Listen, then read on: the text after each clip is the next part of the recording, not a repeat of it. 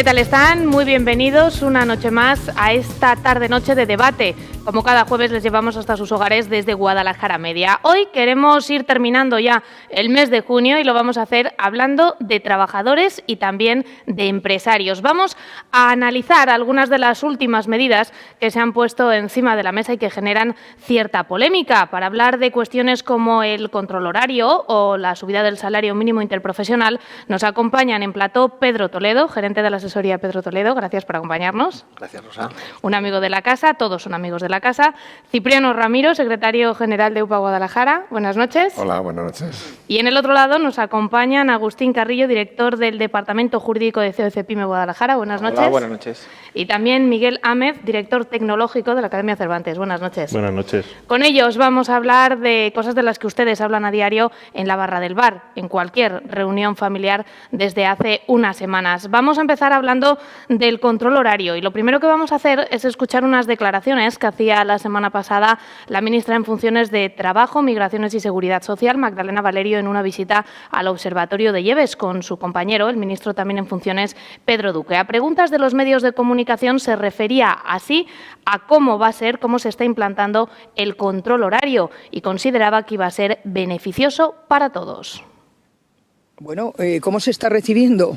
Pues vamos a ver, los agentes sociales, este tema se debatió en la mesa de diálogo social, se puso en marcha, se aprobó en un Real Decreto Ley del día 8 de marzo.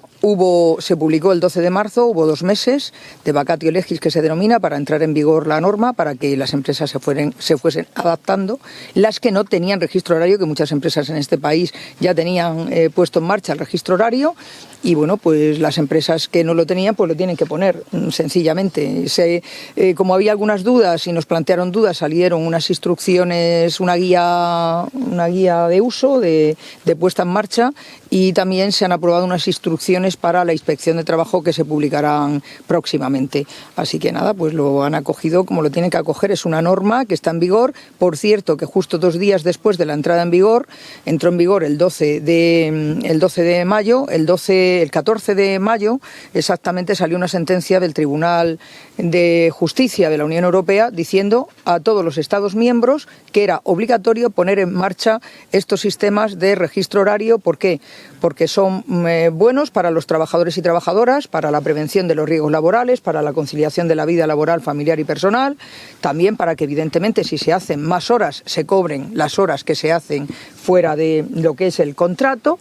Y luego, por otro lado, también es muy bueno para la Tesorería General de la Seguridad Social, porque se están haciendo millones de horas extras que no se cobran y no se cotizan. Así que solamente tiene beneficios, va a ser bueno para todo el mundo, incluido también para las empresas, porque las que pagan correctamente están sufriendo la competencia desleal de las que no pagan las horas extraordinarias.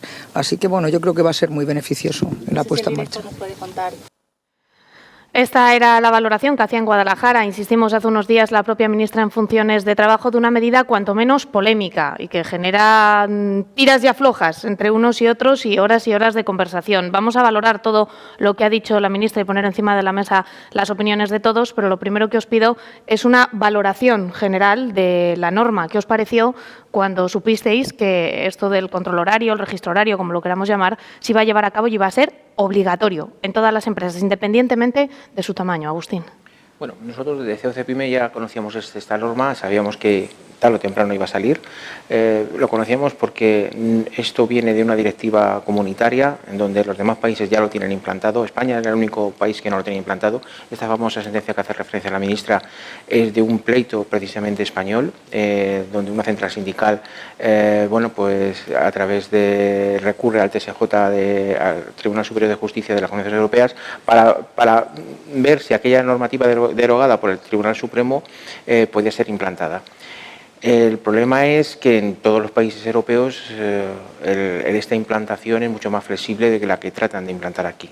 y en principio había que valorar a qué sectores y cómo se puede aplicar esta norma a la gran empresa y a la pequeña empresa, que ese es el gran problema que tenemos, es la implantación en la pequeña empresa. En la gran empresa, en principio, el control de la hora extraordinaria ya estaba establecido, pero el problema es que ahora hay que controlar la jornada ordinaria de los trabajadores, y ese control ordinario hay muchos flecos, muchísimos flecos que están en el aire, que la guía del Ministerio no soluciona, que los criterios de la inspección que se han aprobado recientemente, hace escasamente una semana, tampoco van a venir a solucionar nada, y la problemática en todas las empresas es muchísima para la implantación.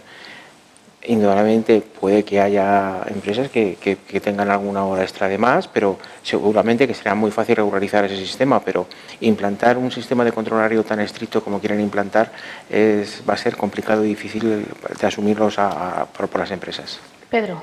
Sí, como bien ha dicho Agustín, se estaba esperando porque hubo un tiempo a raíz de una sentencia, 2 sentencias, concretamente la Audiencia Nacional, que también fue obligatorio, luego vino una sentencia del Supremo que dejó de ser obligatorio, hasta que ya vino una recomendación de la Directiva Europea, comentado Agustín, y se esperaba la implantación de esta medida. Claro, como bien ha dicho, el problema es que según está implantada la norma, crea una gran inseguridad jurídica a las empresas e incluso a los agentes sociales con respecto a cómo se ha de implantar. La norma da una flexibilidad, podríamos decir, para que haya un acuerdo entre los agentes sociales para ver cómo se implanta, pero claro, realmente, aunque ha habido 2 meses, creo que por parte del Ministerio tampoco estaba muy claro, porque de hecho hay 2 meses, como bien ha comentado la ministra, en la cual había 2 meses de moratoria y la guía sale 2 días tarde.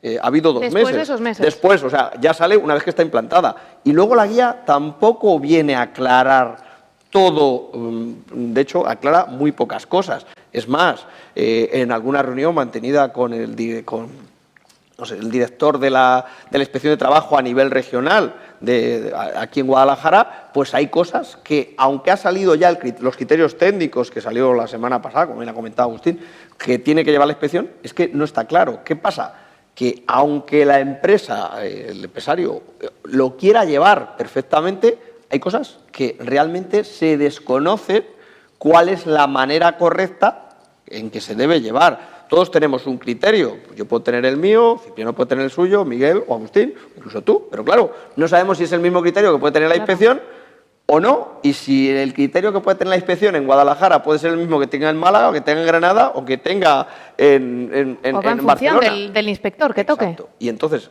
eso, claro, con el tiempo quedará regulado, pero igual con el tiempo hay empresas, pequeñas empresas, a las cuales les da aplicación esta norma, igual que si fueran Telefónica o igual que si fueran el BBVA o el Santander, que igual se pueden llevar unas sanciones muy considerables que pueden poner en riesgo la propia supervivencia de esta empresa y la supervivencia de los puestos de trabajo de los trabajadores que allí están trabajando. Eso por un lado. Luego, por otro lado, hay sectores en los cuales es muy complicado. Hay un sector como es el que nosotros nos movemos, no a mi nivel, evidentemente, pero el sector de la abogacía, grandes despachos, en los cuales es muy, muy complicado de regular esto. De hecho, en grandes despachos tú entras a trabajar y normalmente suele haber bonus que los compañeros empiezan a cobrar cuando facturan más de 2.000 horas. 2.000 horas es una... realmente un trabajador por cuenta ajena no puede trabajar 2.000 horas porque está por encima de lo que marca el estatuto, pero que es bastante habitual cobrar grandes salarios cuando se factura esto. Claro, si la inspección de trabajo... Eso tiene que cambiar. Claro, tiene que cambiar, pero ¿cómo cambia? Yo he entrado a trabajar y tengo un salario, imaginemos un ejemplo, y estoy ganando un salario bastante elevado porque me lo he trabajado, he conseguido un prestigio, he entrado a trabajar en Cuatro Casas, en un Garrigues, en donde sea, y tengo que facturar eso, y que la inspección va a coger lo que estoy yo facturando para luego decir que es irregular, que estoy trabajando más de las 1.700 horas que marca el convenio y más de las 80 horas extras que se pueden hacer al año, ¿cómo casamos todo eso? Lo veo complicado. Es complicado. Miguel. Bueno, nosotros en nuestro centro, a raíz de lo que ha dicho Pedro, se implantó, porque en lo que es los trabajadores temporales sí que era obligatorio, lleva siendo tiempo obligatorio, y hubo una sentencia que pasaron también los trabajadores a tiempo completo a ser obligatorio. Entonces lo implantamos, luego salió una sentencia que lo echó para atrás, estuvimos un tiempo sin volver a hacerlo, y ahora a partir del 12 de mayo lo hemos vuelto a implantar. Entonces, claro, la inseguridad que crea a nivel de empresa pues es un poco qué es lo bueno, qué es lo adecuado. Hemos mirado diferentes soluciones tecnológicas, mi papel en este sentido es ver un poco lo que más cuadra. Tienes dispositivos en el mercado de todo tipo, desde dispositivos de 60 € con huella que te llevan en un Excel, lo puedes descargar todo, hasta dispositivos mucho más complejos en página web y demás. Una implantación completa de lo que dice la norma a mí se me antoja bastante complicado, porque tienes que poner a disposición mucha información a los trabajadores, no está claro cuál es importante reseñar y cuál no. Entonces, bueno, a lo que es la PYME le crea una inseguridad bastante amplia en ese sentido, ¿no? Que creo que tecnológicamente deberían explicar qué es lo adecuado. ¿Y en el campo cómo se ficha? Bueno, pues... ¿Cómo fichamos en el campo? Que es uno de los sectores que tiene más problemas. De hecho, ya desde nuestra organización, desde la UPA, ya se han tenido conversaciones con el Ministerio, porque además estamos en la época ahora de recolección, que es cuando más contratación hay, contratación temporal, y que bueno, pues hay que luchar pues con factores que no se cuentan con ellos muchos días, que es averías, climatología, etcétera, etcétera, etcétera. Entonces, yo la norma no me la he leído, por encima un poco como os estoy escuchando y alguno por ahí que he escuchado ya, y veo que tiene muchas lagunas y efectivamente, como decía Pedro, o sea, nos debemos un poco el miedo, que todos está en el cuerpo de la inspección de trabajo, de que venga y nos debamos un poco al criterio que pueda utilizar el inspector como bien ha dicho ya Pedro, y bueno, esperamos de que haya una reflexión y hay una flexibilidad. Ciertos sectores, el de la hostelería que habéis mencionado, el del campo, desde luego, que es el que nosotros estamos defendiendo y es el que tenemos argumentos suficientes para que creo que haga una reflexión y estemos excluidos. Yo, verdaderamente, cuando veo que, por ejemplo, los futbolistas han sido excluidos, o sea, un sector como no sé, por lo menos... ¿Los futbolistas han sido excluidos de la norma? Creo que han sido excluidos o van a ser excluidos. No sé si vosotros tenéis más conocimientos. Sí, los deportistas profesionales. Los deportistas no fichan como el resto de seres humanos. Cuando verdaderamente, si al que más tenemos que favorecer es al más pobre, entiendo yo, y bueno, Magdalena de eso sabe y él por lo que lucha, pues espero que a las tanto pymes como autónomos en el sector del campo, la mayoría se es autónomo, aunque en temporada se contraten a muchos, pero es temporalmente y bueno, es autónomos o pequeñas empresas. Esto es un atropello y el campo, desde luego, no podría soportar el que ya la inspección de por sí, cuando tiene una inspección, verdaderamente darían ganas a cualquier agricultor de los que están hablando, de ya la situación que tenemos, pues de decir que cierro y me marcho y así no se puede continuar. Yo espero que se reflexione y bueno, estamos empezando y ciertos sectores que puedan quedar excluidos y verdaderamente la gran empresa, como ya bien lo ha explicado Miguel al principio, si es que está implantado ya y bueno, si verdaderamente hay que cumplirlo, pues lo cumpliremos, pero que lo cumpla quien verdaderamente pueda cumplirlo y otros sectores que es muy difícil el que se cumpla, pues podamos quedar excluidos de la norma. La aplicación de la norma, las inspecciones que vengan en el momento, que ya empieza a haber, que ya lo hemos visto en algunas noticias nacionales, en Madrid ya ha empezado a haber inspecciones, pueden llevar a determinados negocios pequeños, sobre todo. Hablamos no de la aplicación de la norma en empresas grandes, sino en empresas pequeñas, de 2 o 3 trabajadores en determinados sectores, como decía Cipriano, a echar el cierre. Hombre, indudablemente, las sanciones que implica este control horario pueden llegar hasta 6.000 €, pero 6.000 € en un pequeño comercio o un pequeño negocio, eso implica un agujero muy importante en su economía. Entonces, y luego las sanciones son por cada trabajador. Hay que contar que es por cada trabajador. Por trabajador. Entonces, las actas de infracción de la inspección tienen presunción de veracidad. Entonces, levantar una en lo que te ha puesto el inspector es harto complicado. No te digo que no sea imposible, pero es complicado. Entonces, no ya el cumplimiento y luego está aparejada a la sanción la posible reclamación de cantidad que te pueden venir de los trabajadores por ese incumplimiento y esas horas que supone que el inspector se ha hecho, con lo cual eso puede ser un mare magnum para un pequeño negocio, pues muchos que estarán abocados directamente al cierre. Por eso lo que pedimos es flexibilidad a la hora de aplicar esa norma y de los criterios que va a tomar la inspección, porque la inspección, en principio, el control horario, ellos van a presumir que lo que se ponga en la hoja es lo real. Es lo real, que si empieza una hora y acaba otra.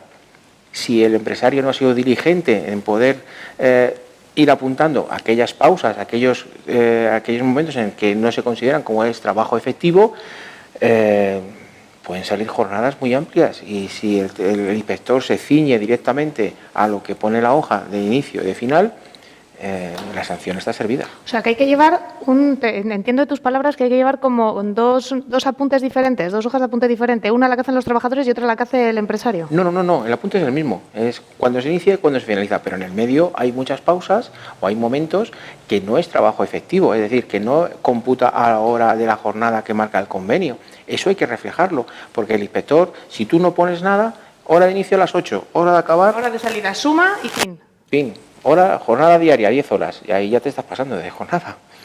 Entonces, claro, a ti como empresario te corresponde desvirtuar eso. Es decir, que necesitas un trabajador más para que lleve todos los papeles, todo el registro horario, todas las pausas, tal y como lo estás contando, para que todo sea correcto. Lo que estamos notando desde COE, CEPIME, que lo que sí se va a incrementar es el trabajo administrativo para poder controlar esas hojas y que el trabajador en realidad firme las horas que está trabajando reales en el día. Y ese es el problema, que firme lo que realmente está trabajando.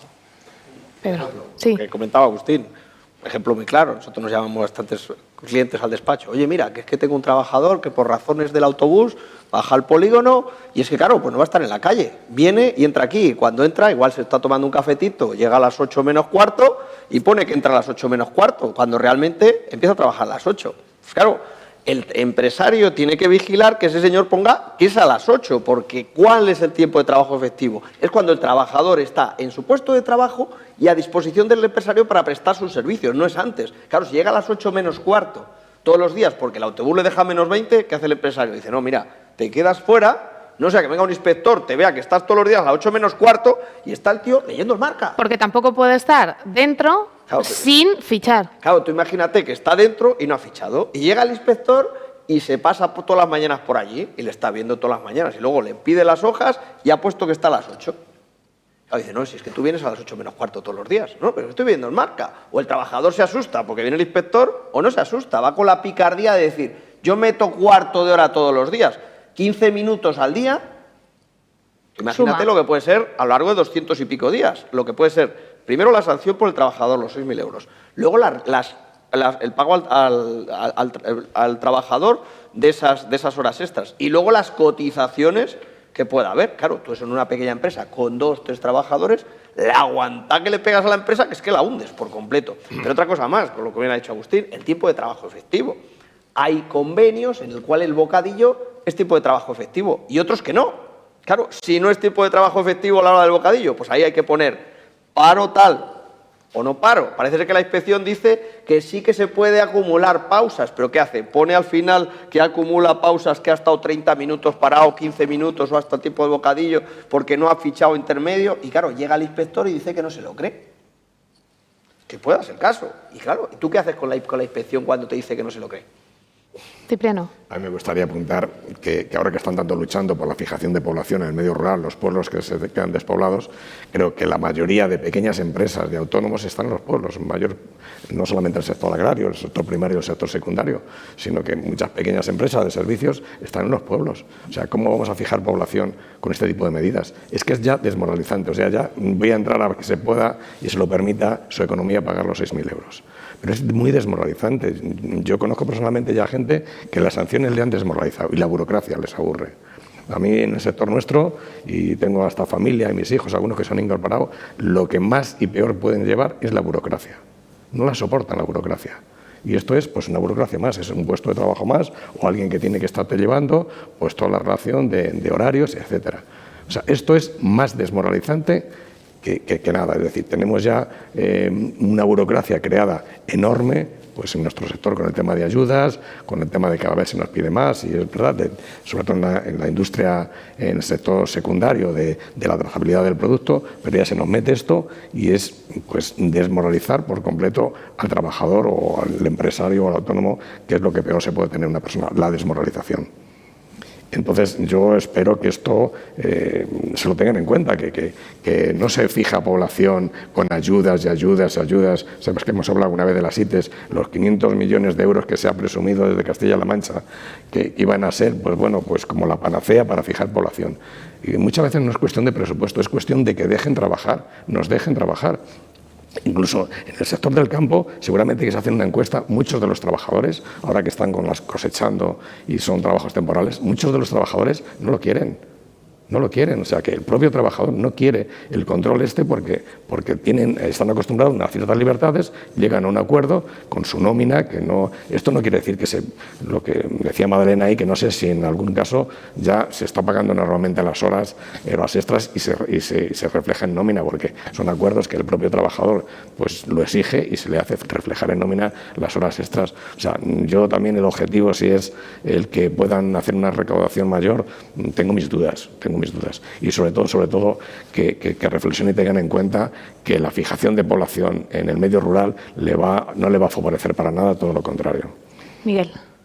En ese sentido es que, claro, está ocurriendo en España que en determinadas empresas más grandes te obligaban a hacer una serie de horas, o podía ocurrir el caso que te pudieran obligar a hacer una serie de horas, y para regularlo metes una medida que es todavía, o sea, te pasas de frenada. Pues al final no hay un consenso, un acuerdo entre una parte y la otra para que se refleje lo que hay, sino que lo que está ocurriendo es pues que posibles emprendedores o gente que quiera iniciar una nueva empresa o que quiera echar para adelante les están lastrando. Luego, una cosa que no se comenta, que en las televisiones queda muy bien, hemos puesto un detector de huella. Cuidado con eso, porque tú para custodiar la huella es un dato biométrico y tienes que cumplir unos requisitos muy altos de custodia de esos datos. No todo el mundo puede poner ese sistema. Tienes que garantizar que la custodia de esos datos personales cumple las más altas medidas de seguridad. Es decir, tienes que pasar, no te vale con cualquier ISO 9000 de las que hay, tienes que pasar unas ISOs mucho más exigentes, ¿no? Entonces, la custodia de esos datos tiene que firmar una persona porque con esos datos te los pueden robar y pueden hacer todo tipo de peripecias o de argucias con tu huella en diferentes dispositivos. Entonces, eso que no se conoce, coge la pyme normal y corriente, pues pongo un dispositivo estos de 80 euros de Amazon, me saca los Excel cada mes y ya está. Te puede llegar la inspección y decir, oye, que la protección de datos no la estás cumpliendo, porque estás almacenando huellas digitales, que es un dato biométrico. O sea, estas cosas que no se conocen y que no se ponen en conocimiento de las pequeñas, desde luego que me imagino que no lo conocen. Y algunas medianas o grandes, me imagino que estarán más sensibilizadas con estos asuntos, pero algunas no lo conocen. Entonces, cuidado con esto, porque hay una desinformación muy amplia. Queda muy bonito de cara a la galería, pero hay que cumplir esa normativa. ¿Se puede dar el caso que en muchas empresas empresario y trabajador se sienten y para llegar a un acuerdo entre unos y otros ese control se haga, figure en la hoja de turno o donde sea, en la hoja de papel o en el sistema biométrico o en el que se elija, y se haga un control totalmente falso de las horas de trabajo? Hombre, echa la ley, echa la trampa. Evidentemente, ese es uno de los problemas cuando decía Madalena que... Digo, porque si el objetivo era controlar y cumplir una serie de cosas y generan problemas a unos y generan problemas a otros... A ver, el problema, lo que tú has dicho, el registro debe ser inalterable, es uno de los requisitos que dice la norma. Pero evidentemente, si tú llevas un registro en papel, todos sabemos que un registro en papel es inalterable hasta que alteras el papel, lo rompes y haces otro. Que esto a cualquiera no se le escapa. Claro, ¿qué problema hay? Que realmente el empresario que está cumpliendo no lo va a hacer. Sin embargo, aquellos de los que dice que sí que son una competencia desleal, que todos los conocemos porque en todas las plazas lo hay, por desgracia, y están jorobando a otros empresarios y también a los trabajadores a los que les hacen echar más horas y no se los pagan.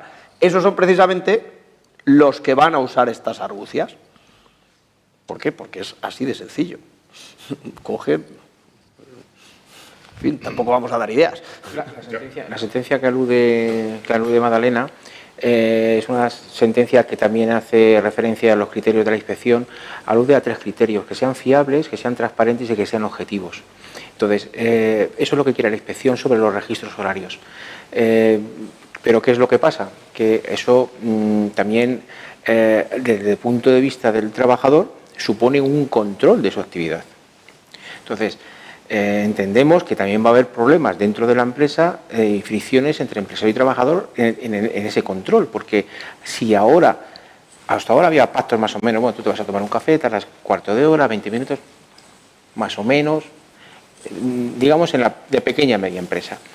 Si ahora eso va a tener que estar reglado, porque si no te pueden venir muchos problemas mucho más mayores, desde el punto de vista del trabajador va a estar mucho más controlado, va a estar mucho más enjuiciado por parte del empresario y puede también encontrar ahí una vía sancionatoria sobre los trabajadores que no cumplen, porque el empresario está obligado a llevar el control horario, el trabajador está obligado a firmarlo.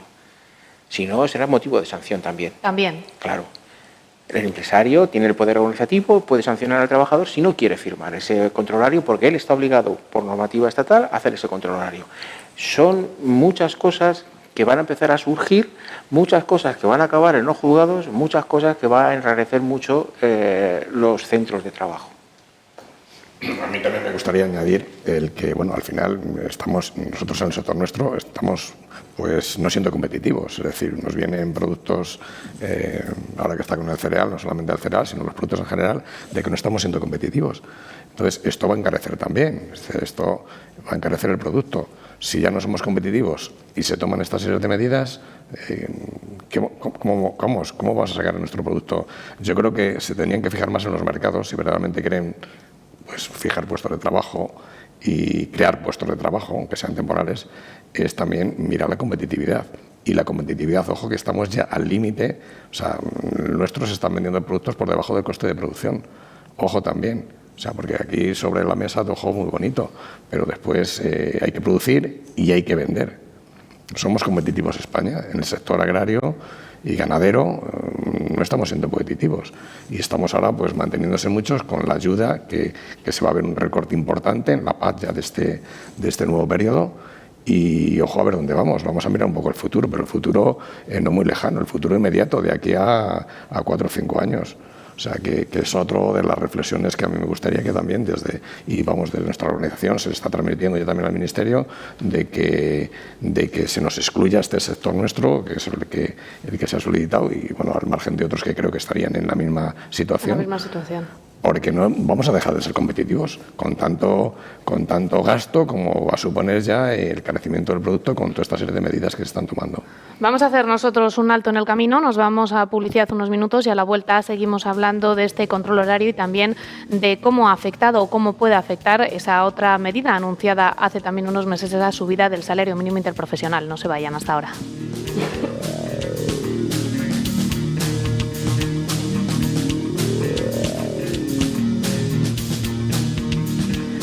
Ya estamos de vuelta, todavía media hora por delante. Vamos a seguir hablando de ese control horario de los sectores que no hay ninguno excluido, salvo determinados. Decíamos, antes de irnos a publicidad, los futbolistas. ¿Quiénes son exactamente los que están excluidos? Están excluidos los deportistas profesionales, están excluidos el personal de alta dirección que está de alta en el régimen especial de alta dirección. O sea, si hay un director, por ejemplo, de un establecimiento hotelero que está de alta en régimen general, no está excluido y tiene que registrar un secretario general. Todos estos tienen que llevar el registro. Y también están excluidos las empleadas de hogar, desde el punto de vista de que, claro, en un empleado de hogar, para hacer el control de su actividad, el inspector de trabajo tiene que acceder a su puesto de trabajo, como está dentro de una vivienda. El puesto de trabajo solo se puede acceder dentro de esa vivienda con una orden judicial, excepto que el titular le permita el acceso, no siendo así en un centro de trabajo. Por tanto, estos sectores Están excluidos. La pregunta que seguramente se estarán haciendo las personas que nos están viendo al otro lado de las cámaras, ¿los políticos tienen que fichar? Pues volvemos a lo mismo. Si están en el régimen general, tendrían que fichar. Según la normativa que está ahora mismo en vigor, si están en el régimen general, obligación de fichar, todo el mundo. Y fichar, llevar el control horario. Un alcalde, un concejal está en régimen general, están en un código de cuenta de cotización distinto del personal, por ejemplo, un alcalde, un concejal, distinto del código de cuenta de cotización del personal laboral y distinto del funcionario de ese ayuntamiento, pero sin obligación, porque está en régimen general. Entonces, claro, si un alcalde, pues, mira, que voy a inaugurar esto, firma aquí, ¿qué tal? A ver, yo entiendo que hay la inspección. Como todos. Hay la inspección de trabajo, pues evidentemente la sanción quedará sin efecto. Será más tolerante. Quedará sin efecto. Vamos a recuperar las declaraciones de Madalena Valerio, la ministra de Trabajo en funciones, las que hacía en este caso en el mismo lugar, en la visita al Observatorio de Lleves, hace unos días, la semana pasada, con su compañero, el ministro en funciones, Pedro Duque, y en este caso hablaba sobre la repercusión de la subida del salario mínimo interprofesional. Hay que ver qué evolución sigue el empleo para ver si tiene impacto positivo o negativo la subida del salario mínimo. A priori parece ser que dicen que negativo, pero el propio Banco España ha aclarado hoy que como no tienen la bolita de cristal, pues tendrán que esperar a ver los resultados con un poquito de perspectiva. Lo cierto y verdad es que desde principios de año para acá hubo ahí los primeros meses, enero y febrero, no suelen ser nunca buenos, pero es verdad que los últimos datos de paro registrado y de afiliación del mes de mayo pues han sido muy positivos. Ha crecido la afiliación y ha bajado el desempleo. Así que vamos a dejar, en efecto, hoy han hecho una declaración prudente, ¿no? Que es vamos a ver cómo evoluciona y luego en función de cómo evolucione pues llegaremos a la conclusión si ha sido positiva o negativa la subida del salario mínimo interprofesional. Por ahora, desde el Ministerio de Trabajo, Migraciones y Seguridad Social, lo que se ha visto es que consideramos que tal y como van los datos, no ha habido un impacto negativo hoy por hoy del salario mínimo, del incremento del 22% del salario mínimo interprofesional. ¿Qué repercusión creéis que está teniendo la subida del salario mínimo interprofesional, Agustín? Pues yo ahí también sería moderado, pero en principio habría que esperar a ver cómo evoluciona el año. Hay cifras que da el Ministerio, cifras que da el Banco de España, en principio son contradictorias. También estamos en una época ahora mismo de mucha contratación. Sí, en España ahora mismo es una época buena, ya que está cerca del verano. Entonces hay que ser moderado en principio a ver cómo va a afectar a final de año. Pero sí hay que hacer mención importante de que sí que nos encontramos un poquito traicionados en las comisiones de diálogo social que tiene tanto COE Nacional, comisiones y UGT. Ya en diciembre de 2017 se llegó a un acuerdo en esa comisión entre las tres patas que están en el diálogo social en subir el salario mínimo interprofesional en varios escalones, en 3 escalones. En el 2020 se llegaría a 850 euros.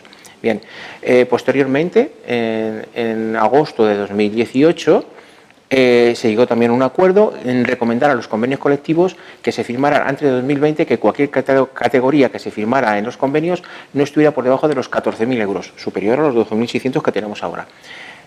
Bien, pues todo eso cayó de un plumazo con la subida del salario mínimo interprofesional a 12.600, es decir, un 22%, como dice Magdalena. Creemos que ha sido una medida demasiado desproporcionada y demasiado rápida la introducción en el mercado laboral, porque ya no solamente es la subida del salario mínimo a las categorías que no llegaran, sino que hay derivadamente una cotización muy importante por parte de la empresa, porque claro, al subir el salario mínimo sube la cotización de las empresas, el coste laboral que tiene para las empresas, y luego no hay que olvidar que el mayor contratante de este país es el Estado. El Estado es el que mayor contratación pública tiene. Todos esos contratos que están en vigor, la recomendación que ha habido por parte del Ministerio es que no se suban los contratos públicos. Es decir, aquellos contratos que se suscribieron por un importe inferior a los 12.600, ahora al tener que pagar esos 12.600 están perdiendo dinero. están aguantando, me imagino, muchos contratos por la vinculación que tienen con el servicio y si no, porque luego volver a presentarse, si renuncias a ese servicio, volver a presentarse a la nueva contratación pública, pues le va a ser mucho más difícil. Pero toda esa contratación pública habría que darle una vuelta y saber exactamente cómo están esos contratos públicos. Pedro. A ver, como bien ha dicho Agustín, yo creo que la medida, ver qué repercusión tiene en el empleo, lo vamos a ver a final de año, a partir del mes de octubre, cuando venga el verano. ¿Por qué? Porque ahora empieza el año, tenemos el impulso, siempre los meses de febrero o marzo son malos, hasta que llega la Semana Santa, y la contratación de Semana Santa, ya enganchamos con el verano y, claro, pues queda como diluido. A partir del mes de septiembre, octubre es cuando vamos a ver de verdad la medida. A ver, a nadie se le escapa, creo, que si tú subes el precio de este bolígrafo, la gente va a comprar menos bolígrafos. Pues yo creo que es evidente. No quita esto que el salario mínimo está fijado en lo que os ha dicho, los 12.600 euros. Claro, habrá gente que diga, claro, es que con 12.600 euros no se discute eso. La cuestión que estamos viendo ahora es qué repercusión va a tener eso para todas las empresas, incluso para el Estado, y van a contratar. Si Cipriano, por ejemplo, se dedica al campo y tiene que meter a 3 trabajadores pagándoles 800 euros y luego va a tener que meter a los mismos 3 pagándoles 900, pues igual en lugar de tenerles 2 meses, les tiene mes y medio. Y se apaña él a recoger las olivas o a recoger el cereal, porque no llega. Hay muchas empresas que de verdad no llegan. Hay otras que sí, que no es el caso. Que llegan sobradamente, pero estas que llegan sobradamente no están pagando el SMI. Pero las que están pagando salario mínimo interprofesional igual no llegan. Y es un perjuicio para la empresa y un perjuicio para el trabajador. Vamos a ver qué es lo que ocurre de aquí a final de año. Claro, evidentemente, si no tuviera repercusión, pues estaría muy bien. ¿Por qué? Porque la gente gana más, todo el mundo gana más y se está cotizando para cuando se jubile. Pero yo creo que hay que ver la foto real, la vamos a ver a partir de octubre, noviembre, que van a ser los... Bien, yo tampoco no podría predecir lo que puede ocurrir. Lo que sí que es cierto que también hay que tener en cuenta después los gastos colaterales que lleva, pues decir, seguridad social, etcétera, que supone... Que no solo subir el salario que recibe el trabajador. Y vuelvo a incidir también en lo que he dicho antes, es decir, todo esto encarece los costes de producción. Es decir, que si vamos ya muy al límite y de golpe el 22%, porque a lo mejor todos lo aplaudimos, es decir, pues sí, está muy bajo y consideramos que hay que subirlo, pero subir de golpe tanto puede ser que sea negativo y yo tampoco voy a dar mi opinión de si puede tardar esto en verse un año o en verse más. Bueno, se verá, ¿no? Yo no me atrevo a decir, pero que sí que es verdad que es mucho el porcentaje subido de forma tan rápida y que afecta pues a los autónomos, que somos los que más al límite vamos, porque las grandes empresas no les va a afectar, afecta a las pymes y autónomos. Pues a largo o medio plazo creo que sí que va a afectarnos. Igual pasa como con lo que decíamos del control horario, que habría que hacer 2 escalas para aplicar las normas que se aprueban a nivel nacional. Una manera de aplicarlo en grandes empresas y otra manera diferente de aplicarlo en pymes y en empresas que tienen unas circunstancias diferentes. Sí, al final de lo que se trata es que ha sido una medida demasiado express, en mi opinión, y no se ha tenido en cuenta los efectos colaterales que podría tener. Entonces, claro, como son medidas que se han sacado muy a principio de año y tarda un poco, como dicen mis compañeros, en verse el efecto real de lo que supone, pues no se puede analizar a corto o a medio plazo siquiera, ¿no? Entonces, yo sí que estaría de acuerdo en que quizá se tendría que haber hecho con un poquito más de reflexión, ¿no? Un poco más de consenso. Yo creo que ha sorprendido un poco lo express de la decisión y que habría que haber reflexionado un poco más el impacto que tiene sobre, pues como decía Pedro, sobre empresas que están más sobre el salario mínimo y no tanto por encima de él, ¿no? Que no llegan a fin de mes. Como él lo apuntaba, pues al final el empresario son lentejas, tiene que ver si... Que le cuadren los números. Que le cuadren los números, efectivamente. Entonces, si tiene que prescindir de un trabajador en una situación así y ponerse el 14 horas, pues no le va a quedar más remedio, eso o echar el cierre. Entonces, esas medidas no se han tenido, yo creo, un poco en cuenta en en este sentido. Porque puede provocar, como decía Pedro, que se contrate menos, en lugar de 2, contratar 1, o que uno vea que la plantilla que tiene no la puede mantener. Si todos tienen que subir el salario mínimo interprofesional, todos los contratos que ya tiene en la plantilla.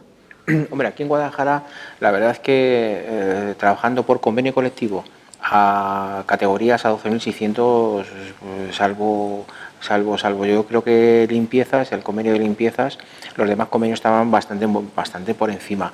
Pero ¿qué es lo que pasa? Que en la propia negociación, la propia dinámica, tiende a subir todos los salarios hacia arriba. Claro, si hemos metido en las categorías de abajo un 22% de subida, tú imagínate la escalada que van pegando las demás categorías hacia arriba.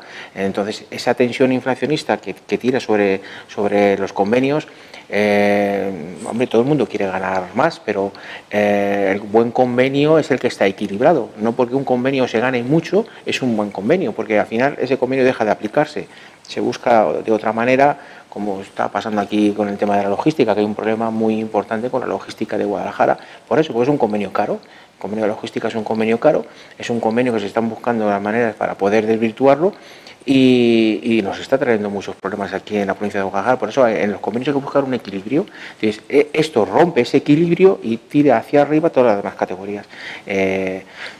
Veremos a ver cómo evoluciona el mercado y cómo evoluciona a final de año y cuál es el Producto Interior Bruto de España en realidad, que es en realidad el que nos va a marcar si esa subida ha sido acertada o no. Consultas que os han llegado, dudas que os han llegado al despacho, me imagino que un montón. De este, del otro tema y de otros tantos. Pues muchas, como bien ha dicho Agustín, el tema de la limpieza o contratos en prácticas que se quedaban por debajo del SMI y al principio había ciertas dudas y de hecho ves de vez en cuando que se está aplicando de manera incorrecta porque no se ha equiparado con el SMI ese tipo de contratos. Pues por ejemplo, el ejemplo que ponía de la limpieza es claro. Tú imagínate una empresa que estuviera pagando a sus trabajadores pues 800 euros te voy a poner por caso, que tenía, no me acuerdo exactamente cuándo era el convenio de la limpieza, pero por ahí más o menos de salario y eso. Incluso la última negociación ya está, ahora mismo está por encima de los 12.600, poco, pero todas las categorías están por encima de los 12.600. La mayoría de los convenios van por encima, la mayoría. Aquí en Guadalajara, sí, mayoría, salvo este, yo creo que todos estaban bastante por encima. Todos estaban por encima, pero claro, el problema ahí es, como bien ha dicho, es el arrastre que eso puede traer para el resto de convenios y sobre todo empresas que tienen cerrados contratos en la cual prestan servicios a un determinado importe con esos costes salariales, con el business plan preparado con este coste. Ahora ya se dispara el coste del salario, se dispara el coste de la seguridad social, ya no es rentable ese servicio. Eso se puede dar. De hecho, se está dando. Pueden pensar, algunos empresarios piensan, o los empresarios en Guadalajara, hablamos de pequeños empresarios, no de grandes empresas, no de las 6 o 7, bueno, o más, que tenemos afortunadamente en Guadalajara y en Castilla-La Mancha, pero hablo del tejido principal que tenemos en Guadalajara, que está formado por pequeños empresarios. ¿Pueden pensar que a veces se legisla en contra de ellos o sin tenerles muy en cuenta? ¿A vosotros que os llegan más dudas o más consultas? Hombre, yo he hecho referencia a estas dos negociaciones que ha habido a nivel nacional de comisiones de diálogo social que se han dinamitado directamente con la subida del salario mínimo interprofesional. Y, por ejemplo, en Alemania el salario mínimo interprofesional no lo marca el gobierno, lo marca, por un lado, las patronales y, por otro lado, la representación de los trabajadores. Se ponen de acuerdo y dicen, este es el salario mínimo interprofesional de este país. Aquí no, aquí tenemos una norma y es el propio gobierno que nos marca, es este. Y normalmente al Estado le interesa un salario mínimo profesional superior porque hay mucho más cotización, hay mucho más coste. Pero yo creo que las partes deberían de poder decir cuál es el baremo que se establece mínimo que tiene que haber en los convenios, ya que al fin y al cabo son normas mínimas, a partir de ahí se puede pagar lo que se quiera. Y ya te digo, había un acuerdo en julio de 2018 que cualquier convenio firmado a partir de 2020, el salario mínimo serían 14.000 euros, no 12.600, 14.000 euros. Y se recomendaba a las partes que se firmara ese acuerdo. Y de repente, bueno, pues ya te digo, ha sido dinamitado, el diálogo social ha sido dinamitado directamente por esta norma. Pedro. Pues es que es complicado, lo que bien ha dicho Agustín. ¿Hacia dónde vamos a ir? ¿Va a cambiar esto? ¿Va a seguir tirando? ¿Al año que viene, en lugar de ser 900, va a subir a 1000? No lo sabemos, porque el problema que puede ocasionar es la inseguridad jurídica. Yo creo que nadie gobierna en contra de las empresas, nadie. No es el caso, sería un absurdo, porque se está pegando un tiro en el pie. Las empresas son las que generan trabajo, bien grandes empresas o bien pequeñas empresas, que tenemos que recordar que el 90 y tantos % del tejido empresarial de este país son pequeñas empresas. Autónomos o empresas con 2, 3, 4, 10 trabajadores a lo máximo. Nadie creo que legisla en contra. Lo que pasa es que hay veces que, o bien por intereses partidistas, por lo que sea, pues se sacan unas normas que se trata con buena fe de atajar malas prácticas, pero en ocasiones se vuelve en contra precisamente de lo que se intenta solucionar. Proteger. Exactamente. Eso es lo que yo pienso. Cipriano y Miguel. En el sector nuestro, desde luego, en la agricultura tenemos un gran problema, y yo incido todos los días, y es el tema de la productividad. Lo hemos visto con el espárrago aquí concretamente, de que se contrata y bueno, pues estaba ya en el convenio que se está negociando ahora de hablar de los destajos. Porque claro, se contrata y ya muchas veces ni con el salario mínimo anterior ni con este. Es decir, hay que sacar una productividad y no se está sacando. Sí que no sé si también a vosotros llega. Es decir, aunque parezcan trabajos que no son profesionales, que no hace falta profesionalidad, sí que hace falta profesionalidad. O sea, hasta por coger un simple espárrago. Bueno, para todo hay que saber. Para todo hay que saber. Claro. Entonces, claro, llegan la mayoría pues de otros países en los cuales, pues ahora, por ejemplo, con el tema de seguridad les exigían los guantes. No podían coger espárragos con guantes. El tema de seguridad, que bueno, pues a lo mejor es salirnos un poco también del tema que estamos hablando, pero la profesionalidad es muy importante. O sea, si hablamos de subir el salario, pero no tenemos profesionales. O sea, hay que preparar a la gente, hay que prepararla. Y entonces el empresario, el autónomo, es el que prepara a esta gente, porque no vienen preparados. Entonces, si por un lado se nos está exigiendo el aumentar el salario, y por otro lado tenemos que acogernos a trabajadores que no tenemos aquí, que hay que traerlos, que tienen pues eso, también unos gastos colaterales, es decir, con problemas que vienen de idiomas, de hábitos, de costumbres, y al final pues resulta que no salen las cuentas. Es que no nos salen las cuentas, cada vez son mayores los gastos que tenemos y los beneficios pues van disminuyendo, y en muchos casos el sector agrario está teniendo ya, porque bueno, sumando un año con otro pues se va saliendo adelante, pero si llevamos con el tiempo que tampoco nos está acompañando, climatología y que no llueve, pues llega a que lo estamos viendo ya, el sector ganadero está desapareciendo. Vamos, si no, cada año, bueno, ya hemos hablado de este tema algunas veces, y todo lo que sea crearnos más gastos y más burocracia es frenar la inversión y la creación de puestos de trabajo. Y vuelvo a insistir que tanto todos los políticos ahora en las elecciones han hablado de fijar población, pues con este tipo de medidas creo que no se va a fijar población ni se van a crear puestos de trabajo. Miguel. Nosotros nos dedicamos al sector formación, Academia Cervantes, y siempre hemos creído en la estabilidad y en la seguridad de los propios trabajadores, es decir, en crear puestos de trabajo que sean duraderos y que se basen en, pues como decía Cipriano, llevan un aprendizaje, es decir, en cualquier sector, pues el empresario o la empresa tiene que ayudar al trabajador, darle una serie de formación, una serie de reciclaje, que en algunos sectores está más regulado, en otros menos, y creo que hay ciertas medidas que se están impulsando desde el Estado, llevan ya algunos meses lanzándose, como los contratos duales o los contratos de aprendizaje, podrían ayudar en buena medida a apoyar todas estas serie de medidas, como es subir el salario mínimo. Es decir, no es solo el coste que tiene el empresario a la hora de contratar que le sube, sino que si el trabajador es nuevo, pues le tengo que formar, le tengo que enseñar cómo desempeñar ese empleo, ¿no? Como decía Cipriano. Entonces, en ese sentido, creo que no es solo el centrarse en la subida del salario mínimo, sino en las medidas que hay de apoyo a los empresarios para que formen a su gente, para que puedan desempeñar bien el trabajo, porque ponía el ejemplo de recoger espárragos, ¿no? Por ejemplo, el ejemplo que ha puesto.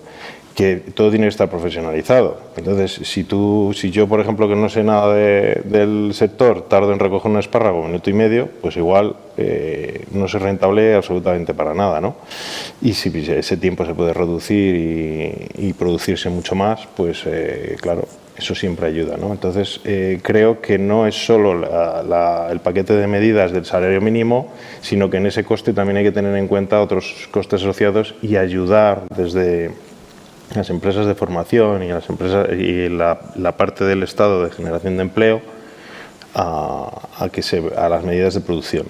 Parece que siempre hay como un tira y afloja entre el trabajador y el empresario, porque cualquiera de los trabajadores que nos estén viendo estarán diciendo: hombre, que me suban el salario mínimo interprofesional está bien, a ver quién es el guapo que dice que no está bien que me suban el salario mínimo interprofesional, y más me lo podrían subir, ya que hablamos tanto de países de fuera o de Europa, me lo podrían poner al mismo nivel y no como lo tenemos en España, como en Alemania, que decíamos hace un momento, o que controlen el tiempo que estoy trabajando y me paguen las horas extra. Hombre, estaría bueno, ya está bien de que lleve mucho tiempo trabajando y haga horas extra y mi empresario no me lo pague.